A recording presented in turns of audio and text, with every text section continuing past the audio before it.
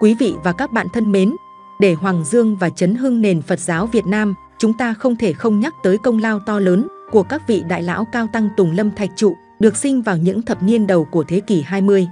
Các ngài đã dành cả cuộc đời nghiên cứu về Phật Pháp để lưu lại cho hậu thế những tác phẩm kinh điển vô cùng quý giá. Đó là các vị Cố Đại Lão Hòa Thượng Thích Chí Tịnh, Cố Đại Lão Hòa Thượng Thích Minh Châu, Cố Đại Lão Hòa Thượng Thích Thông Lạc. Qua bài viết này, kênh YouTube Tôn giáo Tín ngưỡng sẽ giúp quý vị tìm hiểu về tiểu sử bản thân, đạo nghiệp tu hành và những thành tựu đạt được của top 3 vị đại lão Cao Tăng Tùng Lâm Thạch Trụ thông qua nội dung chi tiết trong video sau đây. Thứ nhất, quá trình xuất gia tu tập thành đạo và độ chúng của Cố Đại Lão Hòa Thượng Thích Chí Tịnh. Cố Đại Lão Hòa Thượng Thích Chí Tịnh có thế danh là Nguyễn Văn Bình, pháp danh là Thiện Chánh, pháp tự là Chí Tịnh, pháp hiệu là Hân Tịnh, húy là Nhiệt Bình. Ngài vốn sinh vào ngày 17 tháng 10 năm 1917, dương lịch, tức ngày mùng 2 tháng 9 năm Đinh Tỵ, âm lịch, tại làng Mỹ An Hưng, phường Cái Tàu Thượng, quận Châu Thành, tỉnh Sa Đéc. Nay là xã Mỹ An Hưng, huyện Lấp Vò, tỉnh Đồng Tháp. Thân phụ của ngài là cụ ông Nguyễn Văn Cân, thân mẫu của ngài là cụ bà Nguyễn Thị Truyện. Ngài sinh ra và lớn lên trong một gia đình có 6 anh chị em, bao gồm 2 anh trai và 4 chị gái. Bản thân ngài là người con trai út trong gia đình. Năm ngài lên 3 tuổi đã phải mồ côi cha, tiếp đến năm ngài lên 7 tuổi lại phải mồ côi mẹ. Khi song thân của ngài đều qua đời, ngài sống cùng với các anh chị ruột trong nhà và được học hết chương trình tiểu học tại tỉnh nhà, rồi sang học chữ Nho với người chú, học nghề thuốc bắc với người anh họ. Cố Đại Lão Hòa Thượng Thích Chí Tịnh được sinh trưởng trong một gia đình trung nông có tấm lòng phúc hậu, nhân từ, có nề nếp đạo đức vững chắc và luôn một lòng kính tin Tam Bảo. Năm 1937, Đại Lão Hòa Thượng Thích Chí Tịnh đến chùa Vạn Linh, trên núi Cấm, tại ấp Vỗ Đầu, xã An Hảo, huyện Tịnh Biên, tỉnh An Giang,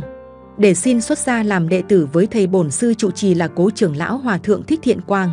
Khi tổ thượng Thiện Hạ Quang vừa trông thấy ngài, tổ liền ấn chứng: các ông đừng khinh chú này, đời trước chú ấy đã từng làm hòa thượng. Sau khi được tổ cho phép xuất gia và được tổ ban cho pháp danh là Thiện Chánh, pháp hiệu là Hân Tịnh, húy là Nhiệt Bình, tiếp nối dòng pháp Lâm Tế Gia Phổ đời thứ 41. Sau khi xuất gia, Đại Lão Hòa Thượng Thích Chí Tịnh đã đi tham học Phật Pháp với Chư Sơn Thiền Đức ở trong và ngoài tỉnh, lần lượt nghiên cứu tài liệu Phật học in trong tạp chí Từ Bi Âm, do Hội Nam Kỳ nghiên cứu Phật học, chùa Linh Sơn Bửu Thiền Sài Gòn ấn hành, và tham học với Đại Lão Hòa Thượng Bích Liên, chùa Liên Tôn Bình Định. Năm 1940, Đại Lão Hòa Thượng Thích Chí Tịnh cùng với Đại Lão Hòa Thượng Thích Thiện Hòa, Đại Lão Hòa Thượng Thích Thiện Hoa tiếp tục ra Huế học. Trước tiên, ngài theo học lớp trung đẳng tại Phật học đường Tây Thiên, do trưởng lão Hòa Thượng Viện chủ chùa Thiền Tôn làm giám đốc. Sau đó ngài theo học lớp cao đẳng tại Phật học đường Báo Quốc, do trưởng lão Hòa Thượng Viện chủ chùa Tường Vân làm giám đốc, Cố trưởng lão Hòa Thượng Thích Chí Độ là đốc giáo. Năm 1941, Đại Lão Hòa Thượng Thích Chí Tịnh đăng đàn thọ sa di giới tại chùa Quốc Ân, Huế, và được Cố trưởng lão Hòa Thượng Thích Chí Độ ban cho ngài pháp tự là Chí Tịnh.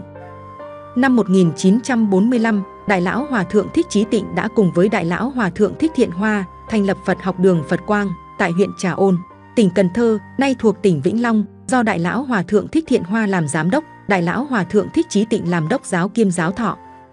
Để viên mãn tam đàn giới pháp, năm 1945, Đại Lão Hòa Thượng Thích Chí Tịnh được đăng đàn thọ tỳ kheo và Bồ Tát giới tại chùa Long An, tọa lạc số 608, đường Trần Hưng Đạo, phường 1, thành phố Sa Đéc, tỉnh Đồng Tháp, do trưởng lão Hòa Thượng Chánh Quả làm đàn đầu hòa thượng. Năm 1948, Đại Lão Hòa Thượng Thích Chí Tịnh về thành phố Sài Gòn và thành lập Phật học đường Liên Hải tại chùa Vạn Phước, tại xã Bình Trị Đông, huyện Long Hưng Thượng, tỉnh Chợ Lớn, nay thuộc quận Bình Tân, thành phố Hồ Chí Minh, do Đại Lão Hòa Thượng Thích Chí Tịnh làm giám đốc, còn Đại Lão Hòa Thượng Thích Huyền Dung làm đốc giáo. Năm 1950, Đại Lão Hòa Thượng Thích Chí Tịnh nhập thất tịnh tu tại chùa Linh Sơn, tọa lạc số 104, đường Hoàng Hoa Thám, phường 2, thành phố Vũng Tàu, tỉnh Bà Rịa Vũng Tàu.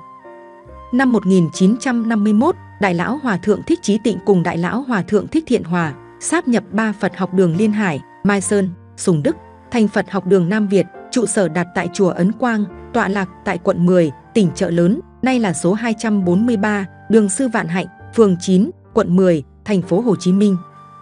Từ năm 1951 đến năm 1956, Đại Lão Hòa Thượng Thích Chí Tịnh tham gia vào ban giảng huấn và giảng dạy cho lớp cao đẳng Phật học. Năm 1954, Đại Lão Hòa Thượng Thích Chí Tịnh khởi công xây dựng chùa Vạn Đức tại đường Tô Ngọc Vân, phường Tam Phú, thành phố Thủ Đức, thành phố Hồ Chí Minh. Năm 1955, Đại lão Hòa thượng Thích Chí Tịnh sáng kiến thành lập Hội Cực Lạc Liên Hữu tại chùa Vạn Đức, do Đại lão Hòa thượng Thích Chí Tịnh làm liên trưởng, Đại lão Hòa thượng Thích Huệ Hưng làm liên phó. Năm 1957, Đại lão Hòa thượng Thích Chí Tịnh được Đại hội Giáo hội Tăng già Nam Việt cử ngài làm trị sự phó và kiêm trưởng ban giáo dục Giáo hội Tăng già Nam Việt. Đồng thời, ngài kết hợp với Đại lão Hòa thượng Thích Thiện Hoa, Đại lão Hòa thượng Thích Thiện Hòa mở các khóa Như Lai sứ giả tại chùa Pháp Hội, chùa Tuyền Lâm, chùa Dược Sư để đào tạo trụ trì và giảng sư cho giáo hội. Năm 1959, trong Đại hội Giáo hội Tăng già Toàn quốc Việt Nam kỳ 2, vào 2 ngày mùng 10 và ngày 11 tháng 9 năm 1959, tại chùa Ấn Quang, quận 10, thành phố Hồ Chí Minh, Đại lão Hòa thượng Thích Chí Tịnh được Đại hội suy cử ngài làm trị sự phó Giáo hội Tăng già Toàn quốc Việt Nam. Năm 1960 đến năm 1962, Đại lão Hòa thượng Thích Chí Tịnh làm tuyên luật sư trong các đại giới đàn, tổ chức tại chùa Ấn Quang, quận 10, thành phố Hồ Chí Minh và tại chùa Pháp Hội, tọa lạc số 702, đường Điện Biên Phủ, phường 10, quận 10, thành phố Hồ Chí Minh để truyền trao giới pháp cổ túc cho chư tăng. Năm 1962, Đại lão Hòa thượng Thích Chí Tịnh được Giáo hội Phật giáo Trung Phần cung thỉnh ngài vào cương vị Phó Viện trưởng Phật học viện Trung Phần Hải Đức Nha Trang. Năm 1964, Đại lão Hòa thượng Thích Chí Tịnh làm trưởng đoàn đại biểu Giáo hội Tăng già Nam Việt tham dự Đại hội Thống nhất Phật giáo Việt Nam, được tổ chức tại chùa Xá Lợi, tọa lạc số 89, đường Bà huyện Thanh Quan, phường Võ Thị 6, quận 3, thành phố Hồ Chí Minh. Trong những ngày 30, ngày 31 tháng 12 năm 1963 và ngày mùng 1 tháng 1 năm 1964 để thành lập Giáo hội Phật giáo Việt Nam Thống nhất. Tại đại hội này, Đại lão Hòa thượng Thích Chí Tịnh được suy cử vào cương vị Tổng vụ trưởng Tổng vụ Tăng sự. Năm 1964, Đại lão Hòa thượng Thích Chí Tịnh đảm nhiệm cương vị làm tuyên luật sư trong đại giới đàn Quảng Đức, tổ chức tại chùa Việt Nam Quốc tự, tọa lạc số 244, đường 3 tháng 2, phường 12, quận 10, thành phố Hồ Chí Minh. Năm 1965, Đại lão Hòa thượng Thích Chí Tịnh đảm nhiệm cương vị Yết Ma đại giới đàn Quảng Đức tại Phật học viện Huệ Nghiêm Gia Định và tuyên luật sư đại giới đàn Từ Hiếu Thừa Thiên, Huế. Năm 1966, Đại lão Hòa thượng Thích Chí Tịnh là tuyên luật sư đại giới đàn Quảng Đức tại Phật học viện Huệ Nghiêm, tọa lạc tại khu phố 2, đường Đỗ Năng Tế, phường An Lạc A, quận Bình Tân, thành phố Hồ Chí Minh. Năm 1966 đến năm 1968, tại Đại hội kỳ 2 Giáo hội Phật giáo Việt Nam Thống nhất, Đại lão Hòa thượng Thích Chí Tịnh được suy cử vào cương vị Chánh thư ký Viện Tăng thống. Năm 1968 đến năm 1971, Đại lão Hòa thượng Thích Chí Tịnh tham gia ban giảng huấn Phật học viện Huệ Nghiêm và ngài giảng dạy Phật pháp cho lớp chuyên khoa Phật học trong 3 năm.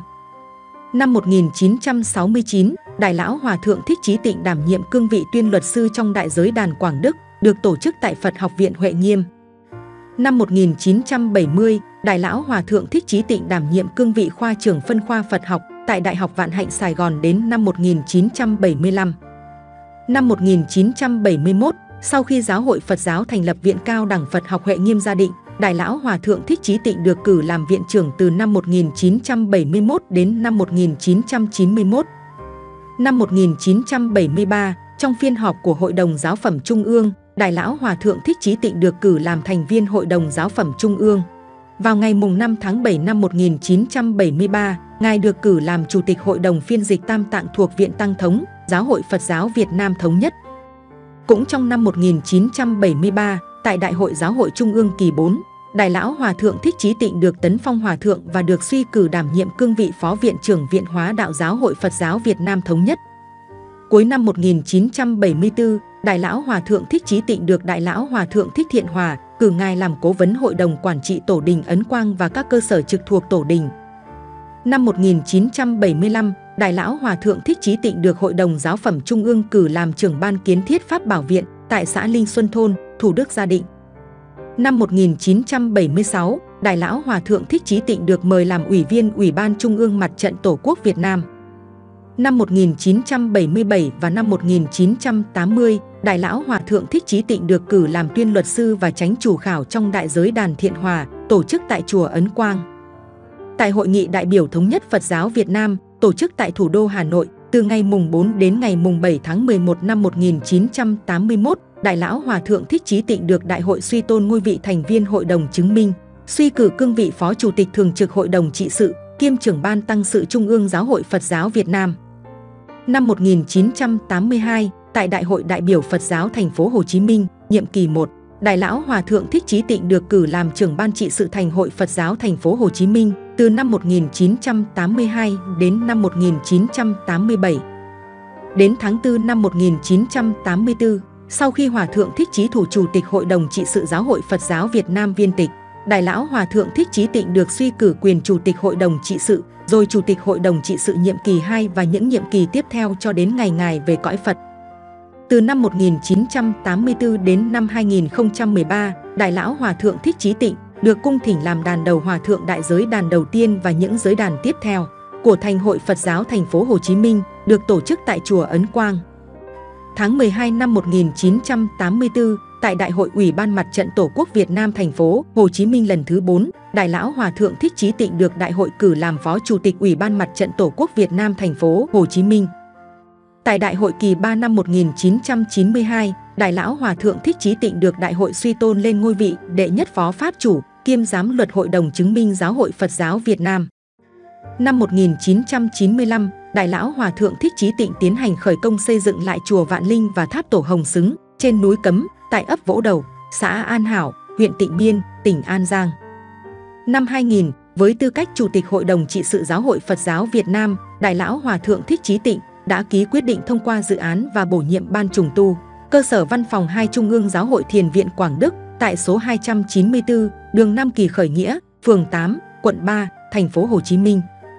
Năm 2001, Đại lão Hòa thượng Thích Chí Tịnh tiếp tục tiến hành việc trùng tu giảng đường chùa Vạn Đức, Phật đài Quan Âm, thư viện, thiền thất, phòng sách. Năm 2002, Đại lão Hòa thượng Thích Chí Tịnh là chủ đầu tư xây dựng lại cơ sở văn phòng 2 Trung ương Giáo hội Thiền viện Quảng Đức. Năm 2004, Đại lão Hòa thượng Thích Chí Tịnh khởi công xây dựng lại chánh điện, nhà tổ chùa Vạn Đức với quy mô lớn, trang nghiêm tú lệ, đã thành tựu viên mãn, xứng đáng là cơ sở giáo hội tại địa phương. Cùng năm 2004, Đại lão Hòa thượng Thích Chí Tịnh đảm nhiệm cương vị đàn đầu Hòa thượng đại giới đàn Chí Tấn do Ban trị sự Tỉnh hội Phật giáo Bình Dương tổ chức. Từ Đại hội Mặt trận Toàn quốc lần thứ 2 năm 1983 cho đến Đại hội lần thứ 7, Đại lão Hòa thượng Thích Chí Tịnh được bầu làm Ủy viên Đoàn Chủ tịch và tại Đại hội lần thứ 6, Đại hội lần thứ 7 năm 2009, Ngài còn được bầu làm Phó Chủ tịch Ủy ban Trung ương Mặt trận Tổ quốc Việt Nam. Đặc biệt, Đại lão Hòa thượng Thích Chí Tịnh đã được Ban trị sự Tỉnh hội Phật giáo Bà Rịa Vũng Tàu cung thỉnh đảm nhiệm cương vị Hòa thượng đàn đầu truyền giới tỳ kheo tại Đại giới đàn Thiện Hòa 1 năm 1993, Đại giới đàn Thiện Hòa 3 năm 2000, Đại giới đàn Thiện Hòa 4 năm 2003, Đại giới đàn Thiện Hòa 5 năm 2006, Đại giới đàn Thiện Hòa 7 năm 2013. Ngoài ra, Đại lão Hòa thượng Thích Chí Tịnh còn chứng minh nhiều đại giới đàn do Ban trị sự Phật giáo các tỉnh lân cận Thành phố Hồ Chí Minh tổ chức. Với những công đức mà Đại lão Hòa thượng Thích Chí Tịnh đã đóng góp cho nền Phật giáo nước nhà, thế nên Ngài đã được Nhà nước Cộng hòa xã hội chủ nghĩa Việt Nam, Ủy ban Trung ương Mặt trận Tổ quốc Việt Nam tặng thưởng những danh hiệu Huân chương cao quý, Huân chương Hồ Chí Minh, Huân chương độc lập hạng nhất, Huy chương vì sự nghiệp đại đoàn kết toàn dân, bằng khen của Thủ tướng Chính phủ, bằng tuyên dương công đức của Giáo hội Phật giáo Việt Nam và nhiều phần thưởng cao quý khác.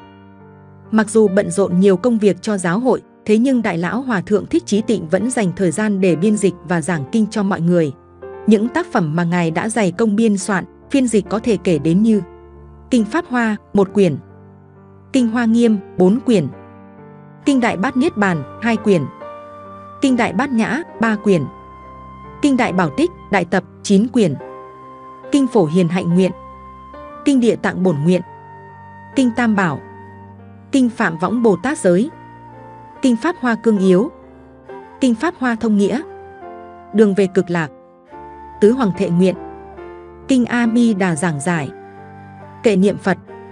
Sổ Niệm Phật Công Cứ, Ngộ Tánh Luận. Cố Đại lão Hòa thượng Thích Chí Tịnh từng nói, mình sống trong thời mạt Pháp, lấy sức người để tu hành cũng giống như đang ở nơi giữa dòng sông. Chẳng những chung quanh toàn là nước mà còn có sóng lớn nữa, hoặc nhiều khi còn xuất hiện những chỗ xoáy trũng. Do đó phải học bơi lội và phải bơi lội giỏi, nghĩa là lúc nào cũng cần phải cố gắng tinh tấn đừng để phóng dật. Lại phải lập chí nguyện lớn, chí nguyện càng dõng mãnh thì nghị lực mới phi thường. Và nhớ là đừng bỏ qua tu mót. Tu mót là chớ để thời gian trôi qua khi gặp được cơ hội để tu. Gặp việc thì làm việc, rảnh việc thì nhiếp tâm niệm Phật, niệm Pháp, niệm Tăng.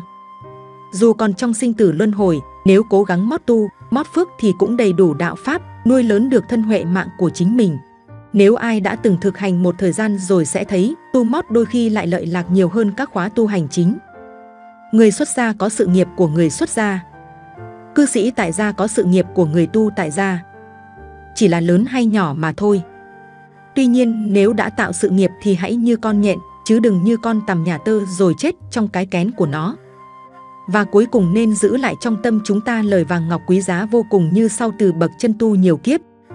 Ngày tháng trôi qua nhanh lắm, một năm không mấy chốc đã hết rồi. Già, bệnh, chết không chừa một ai. Dù vô thường sinh tử, thân này tuy không bền lâu, nhưng mình phải cố gắng nương theo thân người này để tu hành, vượt qua biển sinh tử lên đến bờ giải thoát. Nếu chưa được như vậy thì cũng làm nhân duyên thủ thắng cho những đời sau bằng cách giữ đạo tâm kiên cố, gieo nhiều căn lành và làm cho nó tăng trưởng. Pháp của Phật rất rõ ràng, chỉ cầu ở nơi mình có chí nguyện và thực hành hay không thực hành mà thôi. Cố Đại Lão Hòa Thượng Thích Chí Tịnh là một trong những vị cao tăng đã cống hiến trọn đời mình cho sự nghiệp Hoàng Dương Phật Pháp. Ngài đã có những đóng góp, những công đức cực kỳ to lớn trong công cuộc chấn hưng, thống nhất và hòa hợp Phật giáo, góp phần xây dựng và bảo vệ khối đại đoàn kết dân tộc, phục vụ cho sự phát triển của đất nước. Cố Đại Lão Hòa Thượng Thích Chí Tịnh chính là một bậc tôn sư trên đời, đã có rất nhiều công lao giáo dưỡng và dìu dắt hàng ngàn chúng tăng ni, giúp họ trưởng thành và noi theo tấm gương từ bi hỷ xả, tự giác giác tha của Ngài để bền vững đạo tâm và trang nghiêm cho giáo hội. Khi hạnh nguyện Hoàng Dương Phật Pháp, tế độ chúng sinh của Cố Đại Lão Hòa Thượng Thích Chí Tịnh đã viên mãn, thì cũng chính là lúc luật vô thường đưa Ngài trở về Tây Phương kiến Phật. Đại Lão Hòa Thượng Thích Chí Tịnh đã viên tịch vào lúc 9 giờ 15 phút ngày 28 tháng 3 năm 2014 dương lịch, tức ngày 28 tháng 2 năm Giáp Ngọ âm lịch, tại chùa Vạn Đức, thành phố Thủ Đức, thành phố Hồ Chí Minh. Ngài trụ tại thế 98 tuổi và hạ lạp 69 năm. Thứ hai, quá trình xuất gia cầu đạo và Hoàng Dương Phật Pháp của Đại Lão Hòa Thượng Thích Minh Châu. Cố Đại Lão Hòa Thượng Thích Minh Châu có thế danh là Đinh Văn Nam, pháp danh là Tâm Trí, pháp tự là Minh Châu, pháp hiệu là Viên Dung. Ngài Thích Minh Châu sinh vào ngày 20 tháng 10 năm 1918 tại làng Kim Thành, Phủ Điện Bàn, tỉnh Quảng Nam. Ngài sinh ra và lớn lên trong một gia đình có tới 11 người con, trong đó Ngài Thích Minh Châu là người con thứ tư trong gia đình. Dòng tộc của Ngài Thích Minh Châu vốn có truyền thống hiếu học, tổ tiên trước đây của Ngài đều đỗ khoa bảng, giữ nhiều chức vụ quan trọng trong triều đình. Phụ thân của Ngài Thích Minh Châu là cụ ông Đinh Văn Chấp, vốn gốc người làng Kim Khê, xã Nghi Long, huyện Nghi Lộc, tỉnh Nghệ An. Cụ ông Đinh Văn Chấp từng đỗ Hoàng Giáp khoa vào năm Quý Sửu 1913, niên hiệu Duy Tân thứ 7, khi đó cụ ông Đinh Văn Chấp mới chỉ 21 tuổi. Mẫu thân là cụ bà Lê Thị Đạt. Ông nội của Ngài Thích Minh Châu là tiến sĩ Đinh Văn Chất, cụ là một văn thân yêu nước, là thủ lĩnh trong phong trào Cần Vương tại Nghệ An. Kỵ nội của Ngài Thích Minh Châu là tiến sĩ Đinh Văn Phác, cụ thi đậu đệ tam giáp tiến sĩ, khoa thi đầu của triều Nguyễn năm 1822. Do Ngài Thích Minh Châu chịu ảnh hưởng từ gia đình có truyền thống hiếu học, đỗ đạt làm quan cao, chức trọng, vậy nên ngay từ thuở nhỏ Ngài Thích Minh Châu đã rất cố gắng chăm học, nên trí tuệ của Ngài phát triển sớm hơn so với các bạn đồng trang lứa. Năm 1932, khi này Hội An Nam Phật học ra đời, phong trào đã chấn hưng Phật giáo nở rộ khắp miền Trung. Bác sĩ tâm minh Lê Đình Thám là một Phật tử, một nhà trí thức yêu nước, được bầu làm hội trưởng kiêm làm chủ bút tạp chí Viên Âm. Ngoài ra, Ngài Thích Minh Châu cùng với em trai là giáo sư Minh Chi Đinh Văn Vinh đã đến tham gia với phong trào học Phật từ năm 1936. Do bác sĩ Lê Đình Thám tổ chức Hội An Nam Phật học, Ngài Thích Minh Châu còn được đảm nhiệm chức chánh thư ký của hội. Lúc đó, với tư cách là một Phật tử thành viên của hội, Ngài Thích Minh Châu đã hoạt động tích cực về nhiều mặt, giúp 17 tỉnh hội Phật giáo miền Trung phát triển Phật sự ngày càng lớn mạnh. Bên cạnh đó, Ngài còn là hạt nhân nòng cốt, hỗ trợ phát động phong trào thanh niên tham gia nghiên cứu đạo Phật. Ngài Thích Minh Châu còn là một trong những người sáng lập Đoàn Thanh niên Phật học Đức Dục và Gia đình Phật Hóa Phổ, về sau này đã được đổi tên thành Tổ chức Gia đình Phật tử Việt Nam. Vào năm 1939, Ngài Thích Minh Châu đã thi đỗ bằng cao đẳng tiểu học Đông Dương. Đến năm 1940, Ngài đã thi đỗ tú tài toàn phần tại trường Khải Định, nay là trường Quốc học Huế. Cũng trong thời gian này, Ngài Thích Minh Châu còn được bổ nhiệm làm thư ký tòa khâm sứ, tỉnh Thừa Thiên, khi đó Ngài mới chỉ 22 tuổi. Sau một thời gian làm việc tại tòa khâm sứ, Ngài Thích Minh Châu đã chứng kiến nhiều bất công, Khi người dân bị xét xử oan sai nên Ngài đã xin thôi việc. Năm 1946, Ngài Thích Minh Châu đến chùa Tường Vân, hiện nay tọa lạc tại đường Trần Thái Tông, phường Thủy Xuân, thành phố Huế, tỉnh Thừa Thiên Huế. Ngài xuất gia tu học với Hòa Thượng Thích Tịnh Khiết, đệ nhất tăng thống Giáo hội Phật giáo Việt Nam Thống nhất và được thầy bổn sư ban cho Ngài pháp danh là Tâm Trí. Trải qua những tháng ngày theo thầy tu học và chấp tác những công việc nặng nhọc tại tổ đình, cũng như công việc trong hội, thế nhưng Ngài Thích Minh Châu không bao giờ trễ nải với công việc được giao phó. Ngài vừa là giảng sư, vừa là chú điệu đang thực hành nếp sống thiền môn. Năm 1949, Ngài Thích Minh Châu được thầy bổn sư cho phép thọ cụ túc giới tại giới đàn Hộ Quốc, tại chùa Báo Quốc, do chính thầy bổn sư Thích Tịnh Khiết làm đàn đầu hòa thượng. Trong đại giới đàn này, Ngài Thích Minh Châu được hội đồng thập sư đặc cách cho Ngài thọ tam đàn cụ túc và Ngài được thầy bổn sư ban cho pháp tự là Minh Châu, pháp hiệu là Viên Dung. Năm 1951, khi này hội thành lập trường trung học Bồ Đề đầu tiên tại Huế, Ngài Thích Minh Châu đã được giữ chức hiệu trưởng. Cũng trong năm 1951, tại Hội nghị Thống nhất Phật giáo Việt Nam ba miền, được tổ chức tại chùa Từ Đàm, Ngài Thích Minh Châu được cử làm đại biểu chính thức tham dự hội nghị. Năm 1952, Ngài Thích Minh Châu được sự chấp thuận của giáo hội và thầy bổn sư, Ngài bắt đầu đi du học tại Sri Lanka, học Pali và Anh văn tại Colombo. Năm 1955, Ngài Thích Minh Châu được trường Đại học Tích Lan ban tặng bằng Pháp sư. Sau đó, Ngài Thích Minh Châu tiếp tục sang Ấn Độ, du học tại trường Đại học Phật giáo Navanalanda Mahavihara thuộc Đại học Bihar, Ấn Độ. Năm 1958, Ngài Thích Minh Châu đỗ liên tiếp các văn bằng cử nhân Pali và Anh văn, đặc biệt là Ngài đỗ thủ khoa MA cao học về Pali và Abhidhamma, với đề tài so sánh tập Pali Trung Bộ Kinh với tập Trung A Hàm Hán Tự. Tháng 9 năm 1961, Ngài Thích Minh Châu là người Việt Nam đầu tiên đỗ tiến sĩ Phật học, văn học Pali tại Ấn Độ. Ngài đã được đích thân Tổng thống Ấn Độ năm đó trao cho Ngài văn bằng danh dự và khen ngợi Ngài không ngớt về luận văn này. Năm 1962 và 1963, Ngài Thích Minh Châu được trường Đại học Bihar, Ấn Độ mời Ngài ở lại trường để giảng dạy. Tại đây Ngài đã viết được nhiều tác phẩm bằng tiếng Anh rất có giá trị như Huyền trang nhà chiêm bái và học giả, Pháp hiển nhà chiêm bái khiêm tốn, so sánh tập Pali Milinda, Patha với tập Na Tiên Tỳ Kheo Hán Tự. Năm 1964, Ngài Thích Minh Châu trở về Việt Nam, Ngài đem hết khả năng của mình học được để ứng dụng Phật sự, phát triển sự nghiệp giáo dục và phiên dịch kinh tạng Pali. Sau đó Ngài được mời giữ các chức vụ như Phó Viện trưởng Viện Cao đẳng Phật học Sài Gòn từ năm 1964 đến năm 1965.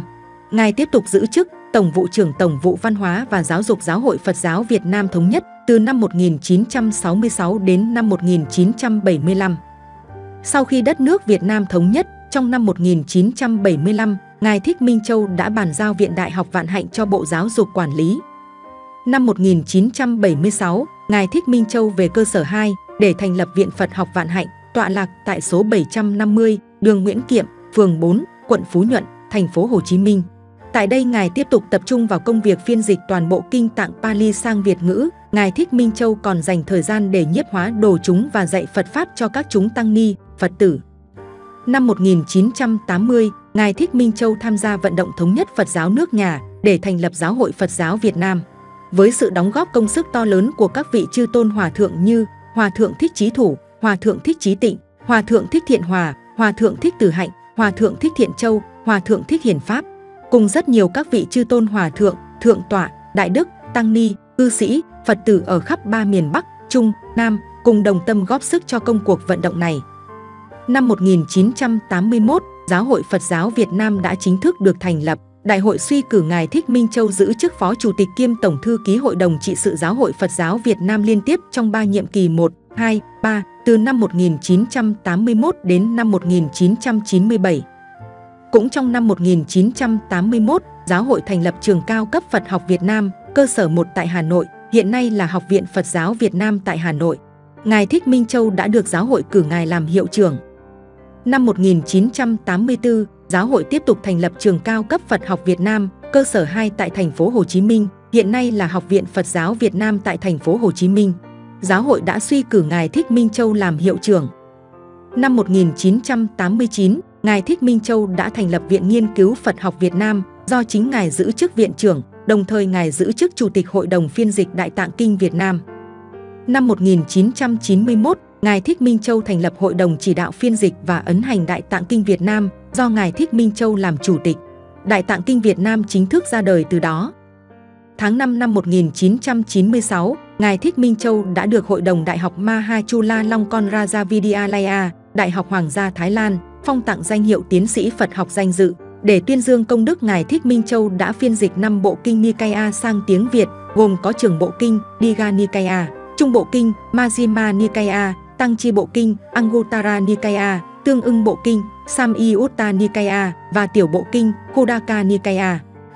Từ năm 1997 đến năm 2002, tại Đại hội đại biểu Phật giáo toàn quốc lần thứ 4 và lần thứ 5, Đại hội đã suy tôn Ngài Thích Minh Châu vào ngôi vị thành viên Hội đồng chứng minh và suy cử Ngài giữ chức vụ Phó Chủ tịch Thường trực Hội đồng Trị sự Giáo hội Phật giáo Việt Nam, liên tiếp 2 nhiệm kỳ 4 và nhiệm kỳ 5, từ năm 1997 đến năm 2007. Tại Đại hội đại biểu Phật giáo toàn quốc lần thứ 6, năm 2007 đến năm 2012, toàn thể đại hội đã suy tôn Ngài Thích Minh Châu lên giữ ngôi vị Phó Pháp chủ Hội đồng chứng minh Giáo hội Phật giáo Việt Nam.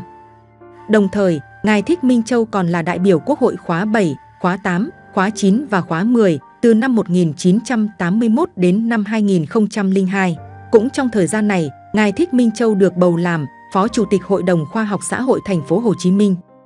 Năm 2006, Ngài Thích Minh Châu đã gác bút nghỉ ngơi và an dưỡng tuổi già. Cuộc đời của Ngài như một tấm gương sáng về đức trí và giáo dục cho nhiều thế hệ tăng ni, Phật tử. Với đức tính điềm đạm và nhẫn nại của một bậc chân tu khả kính, với sự nghiệp to lớn về giáo dục, phiên dịch Đại Tạng Kinh, Ngài Thích Minh Châu luôn luôn để lại những tình cảm đặc biệt trong lòng Phật tử Việt Nam. Kinh sách của Ngài không phân biệt hệ phái Nam, Bắc, không phân biệt Đại Thừa hay Tiểu Thừa. Ai muốn đọc để tìm hiểu về giáo lý Phật Pháp thì cứ tìm kinh sách của Ngài để đọc. Trong đại có tiểu, trong tiểu lại có đại, đó là giáo lý giải thoát mà Ngài Thích Minh Châu đã thuyết giảng trong suốt gần 70 năm qua. Trong suốt cuộc đời tu hành của mình, Đại Lão Hòa Thượng Thích Minh Châu đã dày công nghiên cứu để biên soạn, biên dịch nên các tác phẩm để đời, góp phần đóng góp vào công cuộc phát triển nền Phật giáo nước nhà, trong đó Ngài giữ các chức vụ như nguyên đại biểu Quốc hội khóa 7, khóa 8, khóa 9 và khóa 10. Nguyên Phó Chủ tịch Thường trực Hội đồng Trị sự Giáo hội Phật giáo Việt Nam. Nguyên Phó Chủ tịch kiêm Tổng Thư ký Hội đồng Trị sự Giáo hội Phật giáo Việt Nam. Nguyên Tổng vụ trưởng Tổng vụ Giáo dục Giáo hội Phật giáo Việt Nam Thống nhất.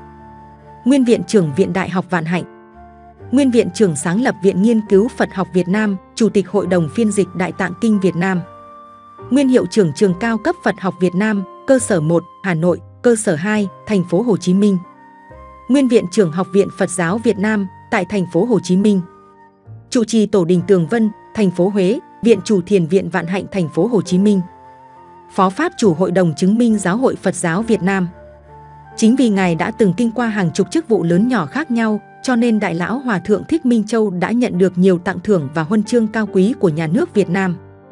Do công đức tu hành viên mãn, nên Đại Lão Hòa Thượng Thích Minh Châu đã viên tịch vào lúc 9 giờ 5 phút ngày 16 tháng 7 năm Nhâm Thìn, tức ngày mùng 1 tháng 9 năm 2012, Ngài trụ tại thế 95 năm tuổi đời và 67 năm tuổi đạo. Lễ tang của Ngài được tổ chức ngay trong khuôn viên của Thiền viện Vạn Hạnh. Ngày nay, mặc dù Đại Lão Hòa Thượng Thích Minh Châu đã nhập diệt vào cõi Niết Bàn, nhưng gương sáng trí tuệ và tinh thần giáo dục cho chư tăng ni, Phật tử Việt Nam, tinh thần phục vụ đạo Pháp cho dân tộc của Ngài vẫn còn mãi mãi với non sông đất nước, còn mãi với Giáo hội Phật giáo Việt Nam, còn mãi với chư vị tăng ni, Phật tử trong nước và rất nhiều nước trên thế giới. Thứ ba, quá trình tu hành giác ngộ, độ chúng rồi nhập diệt của Cố Đại Lão Hòa Thượng Thích Thông Lạc.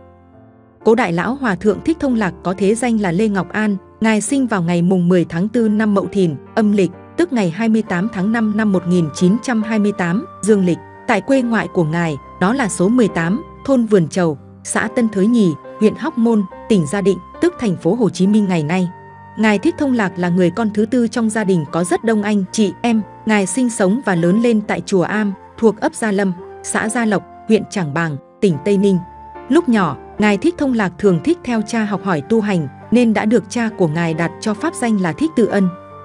Thân phụ của Ngài là cụ ông Lê Văn Huấn, có pháp danh là Thích Thiện Thành, làm trụ trì đời thứ tư tại chùa Am. Cha của Ngài vốn là một thầy thuốc đông y, thường chữa bệnh cứu giúp cho mọi người. Vì thế, chùa Am đã được xem như một trạm y tế giữa chốn cửa Phật từ bi, hàng ngày bệnh nhân thập phương lui tới thăm khám, trị bệnh đông như ngày hội. Thân mẫu của ngài là cụ bà Nguyễn Thị Nhung, pháp danh là Thiện Tâm. Cụ bà là một tín nữ nhất tâm sớm tối đèn hương nơi cửa Phật, hàng ngày giúp công việc bếp núc, quét dọn tại chùa Am. Vào năm 1936, khi ngài Thích Thông Lạc vừa tròn 8 tuổi, ngài đã được cha mẹ cho xuất gia theo Hòa thượng Thích Huệ Tánh, trụ trì chùa Phước Lưu, tọa lạc tại thị trấn Trảng Bàng, tỉnh Tây Ninh, và được thầy bổn sư ban cho ngài pháp danh là Thích Thông Lạc.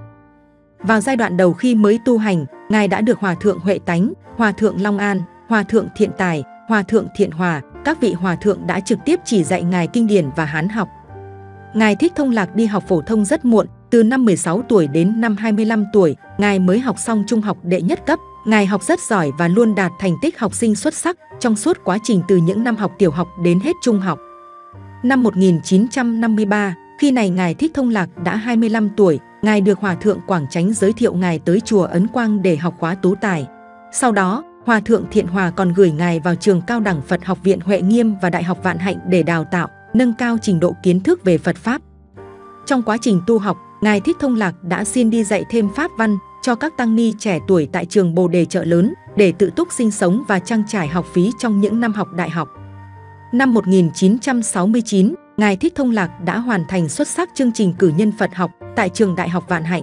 Cùng năm 1969, ngài Thích Thông Lạc được cử làm hiệu trưởng trường Trung học Bồ Đề tại Định Tường, Mỹ Tho. Trong những năm ngài Thích Thông Lạc là sinh viên, ngài đã từng tham gia hoạt động cách mạng trong phong trào học sinh, sinh viên yêu nước. Đến cuối năm 1969, ngài Thích Thông Lạc được tin cha của ngài bị bệnh nặng. Ngay lập tức ngài đã trở về Trảng Bàng để có thể chăm sóc và nuôi dưỡng cha. Đầu năm 1970, sau 3 tháng ngài tận tình chăm sóc cha, nhưng vì bệnh trọng nên cha của ngài đã qua đời. Do tận mắt chứng kiến cảnh người cha ốm yếu, bệnh tật rồi qua đời.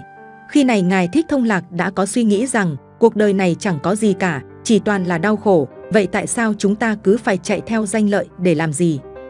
Sau khi lo chu tất hậu sự cho cha xong, ngài Thích Thông Lạc quyết tâm rời bỏ danh lợi thế gian và quyết chí tu hành cho mau chứng đắc để tìm người cha sau khi từ giã cõi đời này thì cha hiền đã đi về đâu. Mặc dù lúc này Hòa thượng Thiện Hòa đang muốn gửi ngài sang Nhật Bản để tiếp tục trên con đường học vị tiến sĩ, nhưng ngài chỉ muốn tu chứ không còn muốn điều gì khác trong lúc này.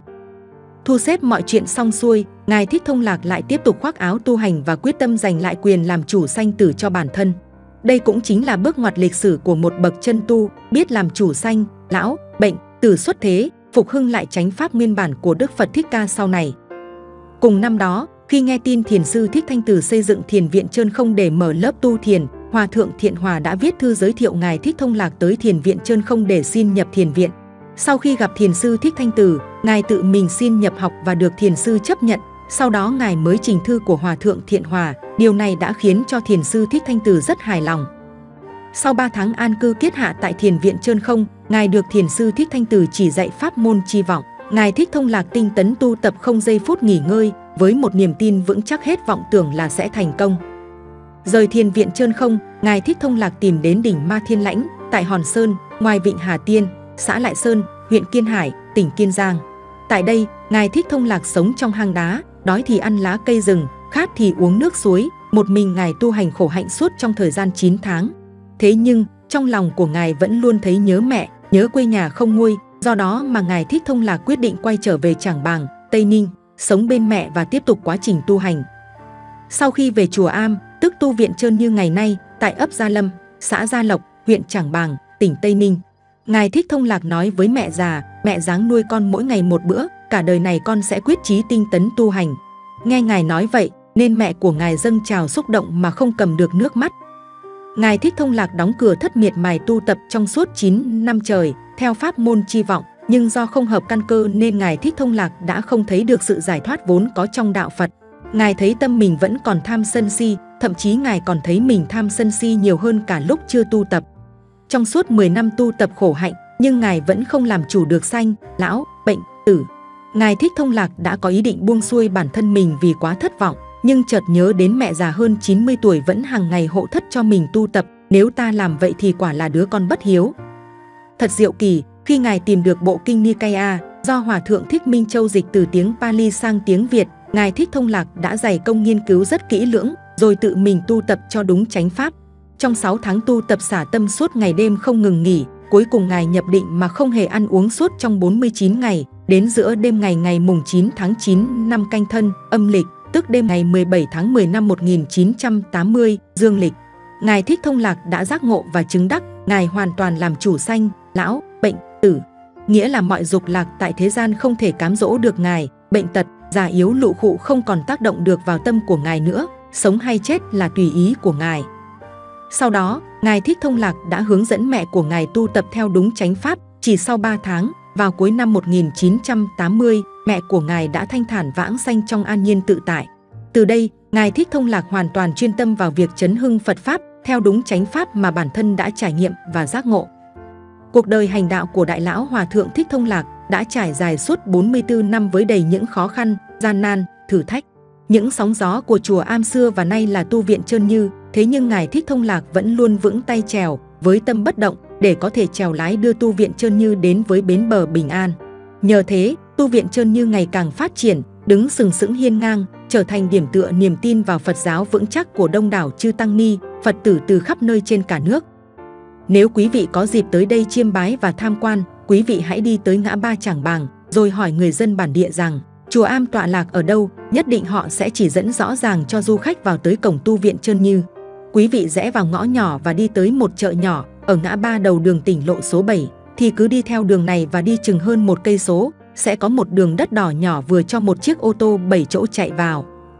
Tiếp tục đi qua khỏi xóm nhà dân, du khách nhìn về phía tay trái, đi tiếp qua mấy thửa ruộng, sẽ thấy một khu rừng cây xanh cao tầm 30-40 mét, đó chính là tu viện Trơn Như, với cánh cổng sắt cũ kỹ và một bảng đá nhỏ ghi tu viện Trơn Như, được gắn chắc chắn vào một cột cổng của tu viện. Bước vào bên trong, trước mắt du khách sẽ nhìn thấy khá nhiều những am thất nho nhỏ, xinh xắn. Nằm bên trên đó là những am thất được lập bằng tầm vông vách liếp, lợp tâu phối hợp tấm fibro với góc mái vuốt cong lên theo dạng mái của các chùa xưa. Mỗi am thất là một nơi tạm cư cho một tu sinh sống và tu hành bên trong. Đúng giữa giờ tí, ngày 21 tháng 11 năm Nhâm Thìn, âm lịch, tức lúc 00 giờ, ngày mùng 2 tháng 1 năm 2013, dương lịch, Thiền sư, Đại Lão Hòa Thượng Thích Thông Lạc đã nhập diệt vào Niết Bàn, sau khi giao phó trọng trách cho các thế hệ đệ tử kế cận, tiếp tục sứ mạng giữ gìn chánh pháp của đạo Phật Nguyên Thủy. Nội dung video trên kênh Tôn giáo Tín ngưỡng đến đây xin phép được khép lại. Nếu thấy video hay, xin các bạn hãy nhấn like, bình luận và chia sẻ để lan tỏa nội dung video này tới cộng đồng. Quý vị và các bạn nhấn đăng ký kênh và nhấp vào biểu tượng chuông dưới góc phải màn hình để nhận được thông báo những video tải lên mới nhất. Cảm ơn quý vị và các bạn.